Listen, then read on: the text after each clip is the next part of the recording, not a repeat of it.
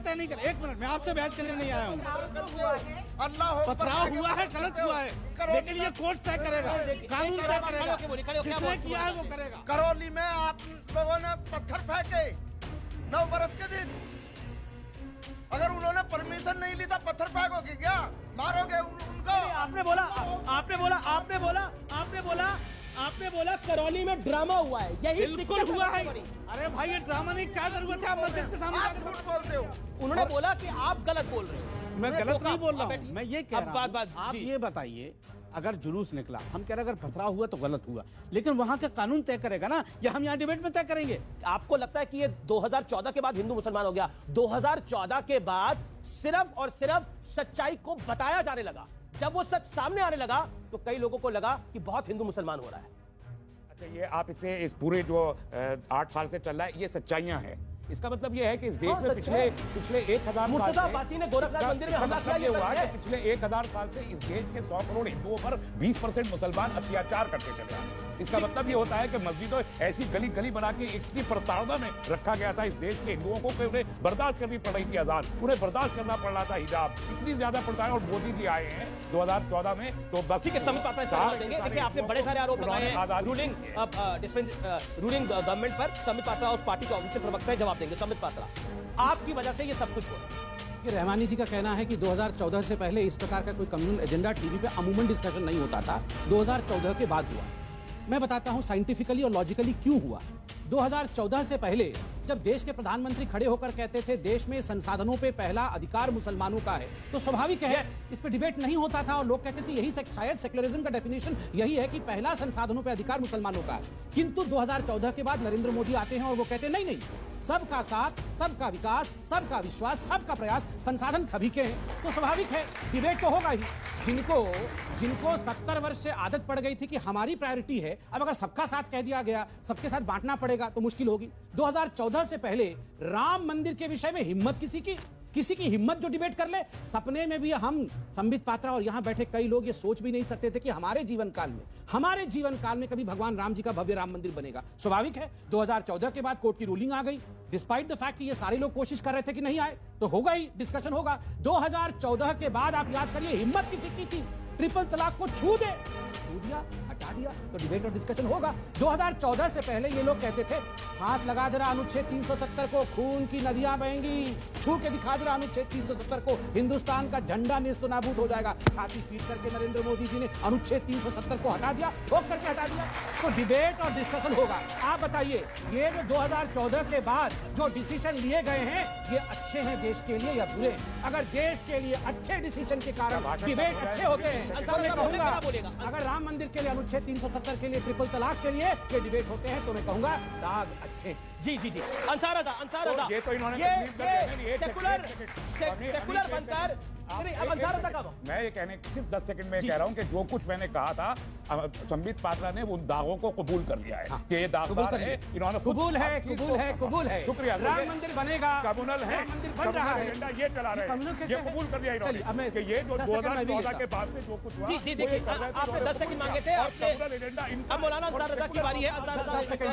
अमीना जी भी कर लिया, 10 सेकंड अंसार रज़ा। देखिए क्यों नहीं कबूल है, राम मंदिर बनना चाहिए, इसमें क्या कम्युनल है? ये तो हिंदुस्तान का है, भगवान राम तो हिंदुस्तान। अच्छा, लिंचिंग कराना भी बहुत सेकुलर काम है। आप मेरी तो लिंचिंग मत करो यहाँ स्टेज पे, अभी तो नहीं, मेरी लिंचिंग तो मत करो और इसकी कोई उम्मीद भी नहीं है, प्लीज बोल लो। लेकिन लिंचिंग कराएंगे, आप बड़े हैं, मैं आपसे अनुमति लेके बोल दूं, जिक्र नहीं करेंगे। आप मैं देखिए बाकी पैनलिस्ट भी हैं, बोल लूं, फिर आप बोल लीजिए। तस्लीम रहमानी, रिगार्ड आप बहुत लंबा बोलते चले। जी अंसार रज़ा, आज का जो विषय है वो बहुत महत्वपूर्ण है। सेकुलर झंडा लगाकर कुछ लोग कम्युनल एजेंडा चला रहे हैं। शफीकुर रहमान वर्क कहते हैं कि महिलाओं को तो हिजाब में ही चलना होगा अगर वो बड़ी हो जाती है, यानी लड़की अगर बड़ी हो जाती है उसको हिजाब में ही चलना होगा। मुर्तजा अब्बासी का मानसिक संतुलन खराब है, इसलिए बीजेपी उसे लंबा खींच रही है। राजस्थान में हिंदू नववर्ष के दिन हिंदुओं की शोभा यात्रा पे पत्थर चल जाते हैं और सवाल पूछा जाता है कि परमिशन की शोभा यात्रा, बताइए। पहली बात आई राहुल गांधी की। राहुल गांधी चाहते हैं कि देश बटेगा, ठीक है ना? राहुल गांधी ने कहा है, सुनिए एक बात बताऊंगी आपसे, एक राहुल गांधी नहीं, 1 लाख राहुल गांधी पैदा हो जाए तो भारत को बांट नहीं सकते। कि भारत वो संपूर्ण मुल्क है जब इसे बंटवारे की जरूरत नहीं है, हिंदू मुसलमान सिख ईसाई थोड़ा बहुत चलता रहता है, लेकिन हम अब देश को बांटना नहीं चाहते। राहुल गांधी अपना टीन टप्पड़ उठाएं और जाके चले जाएं इटली को बांटे, हमारे देश को ना बांटे। अब देश को बांटने की जरूरत नहीं है। अब जहां तक सवाल आपने अल जवाहिरी का कहा, तो मैं आपके चैनल के माध्यम से उस आतंकवादी को बता देना चाहता हूं कि हमारे भारत में जो कुछ चल रहा है वो हमारा मसला है, इसे हम निपट लेंगे, तुम्हें इंटरफेयर करने की जरूरत नहीं। अब आ जाइए, आपने संबित पात्रा ने एक बात कही कि मनमोहन सिंह के ज़माने में एक बात बोली जाती थी कि पहला हक संसाधनों पर मुसलमानों को। मैं मानता हूँ कि मनमोहन सिंह साहब ने बोला है, लेकिन हमें मिला क्या? सच्ची रिपोर्ट, इस 70 साल में क्या मिला?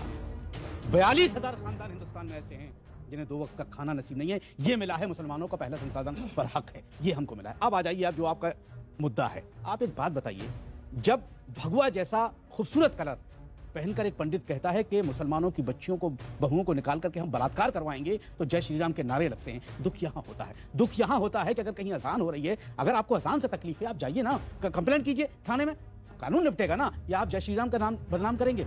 मर्यादा पुरुषोत्तम प्रभु राम का नाम इतना वो हो गया है कि कोई बलात्कारी करेगा, हम बलात्कार करेंगे और जय श्री राम के नारे उस तरफ से लगेंगे। तकलीफ यहाँ होती है। मुझे अपने देश के लोगों से कोई ये हिंदुस्तान बहुत बड़ा मुल्क है, 70 साल, लेकिन एक बात जो अभी तस्लीम रहमानी साहब ने कही है कि एक बात मुझे बताइए, क्या अजान से तकलीफ इसी 8 साल के बाद हुई है? क्या खाने की तकलीफ अभी इसी 8 साल के बाद हुई है? इससे पहले क्या मस्जिद, क्या हमारे यहाँ तो अमीश जी, ये वो भारत है हमारा, वो प्यारा भारत है कि अजान से लोग अपनी घड़ी के टाइम मिलाया करते थे कि अजान हो रही, चलो ये टाइम हो गया। आज अजान से इतनी तकलीफ हो गई, वो कितना वक्त लगता है अजान में? 5 मिनट। आप मस्जिद के दरवाजे जाकर के जय श्री राम के नारे लगा कर दंगा भड़काना चाहते हैं? आप कानून से कहिए ना, उतरवा दे माइक, कौन मना कर रहा है आपको? ठीक है। अमीना अपनी बात तो रख ले। अमीना शेरवानी, ये मुद्दे अभी उठने शुरू हुए हैं या फिर सत्य पटल पे आ रहा है? देश में हिंदुओं का मोहल्ला अलग, मुसलमानों का मोहल्ला अलग, Yes. इस जात का मोहल्ला अलग। हिंदू भी ये नहीं कि सब हिंदू एक साथ रहते हैं, इस जात का मोहल्ला अलग, उस जात का मोहल्ला अलग। ये देश हमेशा से एक भी रहा है और हमेशा से बुरी तरह से विभाजित भी रहा है। यही हमारी विडंबना भी है और यही हमारी तकलीफ भी है। इसी विभाजन को, जो अंतर विभाजन है हम लोगों के बीच में, खत्म करने के लिए हमारा संविधान आया था और संविधान ने कुछ डायरेक्टिव्स ऑफ स्टेट प्रिंसिपल्स करे थे, कुछ आर्टिकल्स करे थे, जिनके तहत हमको चल के आगे बढ़कर अब 75 बरस हो गए। कितना वक्त हम लोगों को लगेगा एक दूसरे से एकजुट होने में? आज भी लेकिन ये क्या नैरेटिव है जिसके अंदर कहा जाता है कि मुर्तजा अब्बासी मानसिक रोगी है, जिसमें कहा जाता है कि लड़की को तो कवर होकर ही जाना पड़ेगा? मानसिक रोगी तो पूरा देश हो चुका है। विभाजित तो हमारा देश हो रहा है, घरों में हो रहा है, दोस्तों में हो रहा है। जहर की गंगा बहाना बंद करना चाहिए। बहुत जरूरी हो गया है कि गंदी गंदी बातें एक दूसरे के भगवानों के बारे में, एक दूसरे के धर्मों के बारे में, और सिर्फ वोट जीतने के लिए कोई भी पार्टी, चाहे वो वैसी की पार्टी हो, चाहे वो भाजपा हो, चाहे वो सपा हो, हम लोगों को विभाजित करना बंद करें। और हम लोग क्या मूर्ख हैं कि हम विभाजित हो जाते हैं? मुझे तो मेरे देश लेकिन जब अल जवाहिरी ये कहता है कि कोर्ट का फैसला गलत है, कर्नाटक हाई कोर्ट का, और हमारे यहाँ के भी कई दानिश्वर लोग तो हिंदुस्तान घुसकर, जैसे अमेरिका ने घुस के मारा ना अपने दुश्मनों को, हिंदुस्तान घुस के क्यों नहीं मारता इन लोगों को जो हमारे इंटरनल अफेयर्स में इंटरफेयर कर रहे हैं? हम काहे को अपना त्रिशूल सिर्फ अपने यहाँ गरीब मुसलमान या गरीब फल वाला मुसलमान या मुसलमानों की दुकान अपने मंदिरों में नहीं लगने देंगे? जाए ना लड़े उन कमबख्तों से, कमीनों से। किसने रोका है? ठीक है, समझता हूं। देखिए, वैसे तो अभी जो कहा मैडम ने बिल्कुल सही कहा, मगर कुछ बातों पे मैं उनसे डिबेट करना चाहता हूं और एक डेमोक्रेटिक कंट्री में होना भी चाहिए। जी, अच्छा होगा अगर कोई भी देश, हिंदुस्तान ही क्यों, कोई भी देश आतंकी देश के साथ लड़े और आतंकवाद वहां समाप्त करे।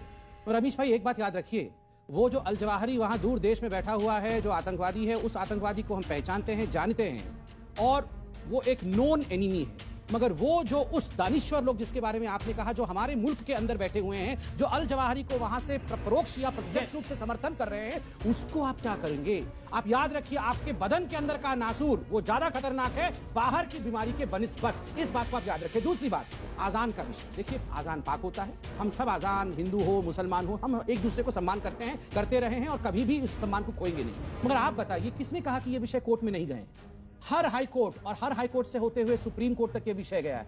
सुप्रीम कोर्ट ने इस पे गाइडलाइंस बनाए हैं कि 10 बजे से 6 बजे तक आप आजान नहीं कर सकते हैं, या करेंगे भी तो आजान कर सकते हैं, लाउड स्पीकर पे नहीं कर सकते हैं, करें भी तो उसका डेसिबल लेवल सुप्रीम कोर्ट ने निर्धारित किया है, किंतु हमने उसको जमीन पे क्यों नहीं उतारा? और तीसरी बात, सोनू निगम ने, मुझे याद है कुछ दिनों पहले इस विषय पर एक डिबेट छेड़ा था कि मेरे घर के सामने आजान होता है, मैं 5 बजे उठना पड़ता है, 4 बजे उठना पड़ता है, ये मेरे राइट्स के हनन का विषय है। मगर क्या हुआ उसका अंजाम? उसका अंजाम हुआ कि उन्हें अपने सर तक मुंडवाना पड़ा, उन्हें सुरक्षा लेनी पड़ी। मैं वो कहता हूं कि इस देश में ऐसी परिस्थिति क्यों होती है, और ये एकमात्र हिंदुस्तान में होता है जब एक आतंकी मुर्तजा निकलता है और उस पर डिबेट होता है कि ये मुर्तजा आतंकी है या नहीं। याकूब मेमन तो इतना बड़ा आतंकी था जिसके कारण 200 से अधिक, एक सेकंड, याकूब मेमन के कारण 200 से अधिक लोग मारे गए। सुप्रीम कोर्ट तक ने उसे फांसी सुना दिया और फांसी के दिन ये कहते हैं कि he was hanged because he was a Muslim. He was hanged because he was a Muslim. Ansar Raza, समस्या ये है कि जब आप अपराध में भी मुसलमान को ले आते, अपराध में क्यों मुसलमान को लेके आते?